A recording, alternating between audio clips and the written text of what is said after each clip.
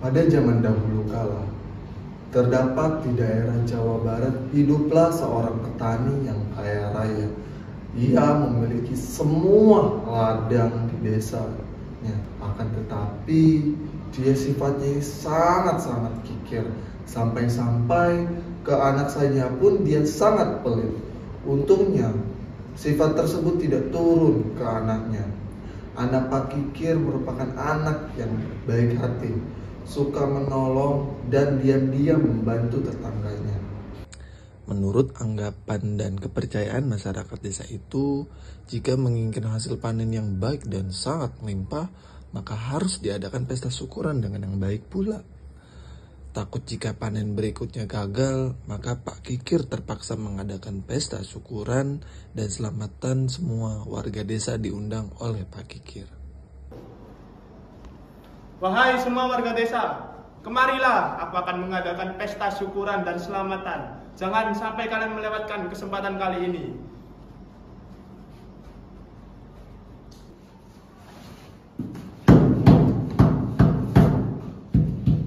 Kawan, sini. Oh iya, ada apa Pak? Coba dengerin itu. Ada suara. Oh iya. Pak Kikir lagi mengadakan syukuran. Oh, Terus gimana pekerjaan kita? apa nanti aja? Hah? Kita ke Sana? sana. Iya. Bos. Apa ini? Begitu setelah warga sampai di rumah Pak Kikir, Wah.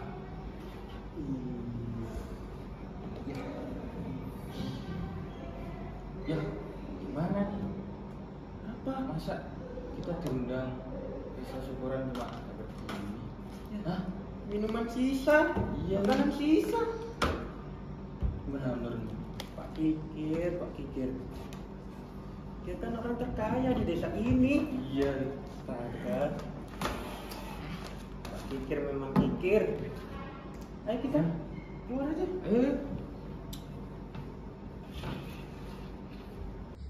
demikian pergunjingan dan sumpah serapah dari orang-orang miskin mewarnai pesta selamatan yang diadakan Pak Kikir. Pada saat pesta selamatan sedang berlangsung, tiba-tiba datanglah seorang kakek tua renta. Pak, berikan saya sedekah, Pak. Apa? Sedekah? Kau kira anak nasi tidak memerlukan jeripayah? Hah? Kita sana. Ayolah, Pak, berikan saya sedekah walau sebutir nasi. Tidak. Pergi dari sini. Kalau tidak, aku akan menyuruh tukang pukulku untuk menghajarmu. Sekarang pergilah. Kakek tua itu segera berlalu dari hadapan Pak Kikir. Tidak mendapat sedekah, tetapi malah diusir secara kasar oleh Pak Kikir. Dengan hati pilu dan mengeluarkan air mata, kakek yang malang itu segera meninggalkan halaman rumah Pak Kikir. Ia berjalan sempoyongan menyusuri jalan desa. Melihat kejadian itu, putra Pak Kikir sangat sedih. Ya Allah, sungguh kasihannya nenek itu tadi. Gimana ya caraku biar bisa balas budi buat minta maaf ke beliau. Oh iya, aku kan ada sedikit makanan ya tadi. Gimana ya kalau aku kasih makanan aja nenek itu? Tak lama kemudian, anak Pak Kikir mengejar si kakek tua. Kakek itu pun berhenti lalu menoleh ke belakang. Ia melihat seorang anak muda berlari mendekatinya.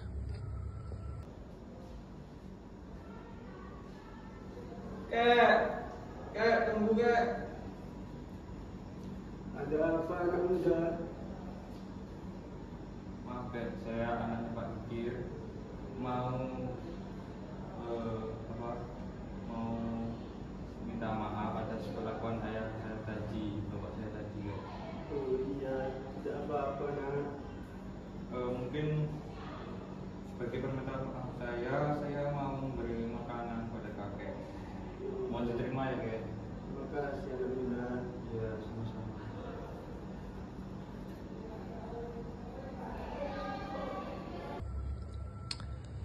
Setelah anak Pak Kikir pergi, kakek tua itu segera menyantap makanan itu dengan lahap. Lalu kembali melanjutkan perjalanan menuju ke sebuah bukit di dekat desa. Setibanya di atas bukit, ia berhenti sejenak untuk melepaskan lelah. Dari atas bukit itu, ia dapat melihat rumah Pak Kikir berdiri dengan megah di antara rumah-rumah penduduk desa. Ia turut bersedih melihat penderitaan penduduk akibat keserakahan Pak Kikir.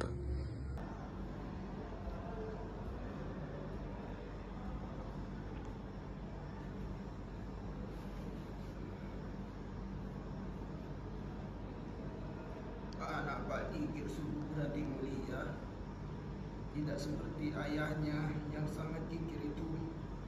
Memberikan sedekah sedikit saja dia tidak mau.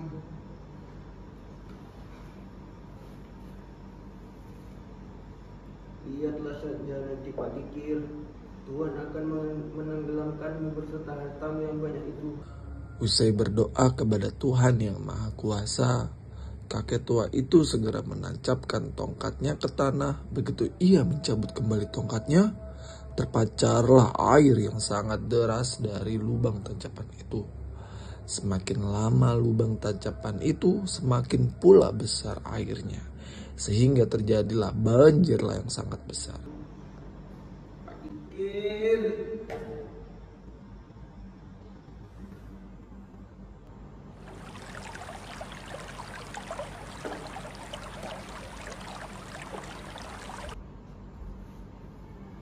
Melihat kepanikan para warga, anak Pak Kikir segera menganjurkan mereka agar berlari menuju ke atas bukit mencari tempat yang aman. Kenapa ini? Banjir! Tolong! Tolong! datang nih Kak. Ya, ini tiba-tiba ada air turun dari atas bukit. Gimana ini Kak? Ini kan salah sendiri.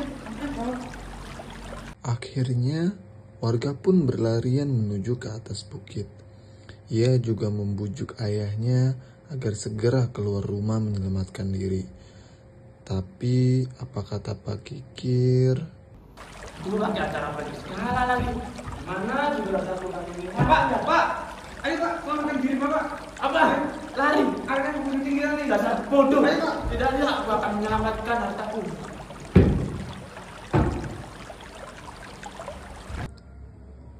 Pak Kikir tidak menghiraukan seruan anaknya. Ia terus berusaha mengambil peti hartanya yang disimpan di dalam tanah. Sementara anak Pak Kikir dan warga menyelamatkan diri berlari naik ke atas bukit. Akhirnya dengan selamat. Sedangkan Pak Kikir yang masih sibuk mengumpulkan hartanya tidak dapat lagi menyelamatkan diri. Banjir besar itu telah menenggelamkannya. Lama-kelamaan desa itu berkembang menjadi kota kecil yang disebut Cianjur. Ci berarti air, Cianjur berarti daerah yang cukup mengandung air. Demikian drama dari cerita tentang asal-usul desa Cianjur.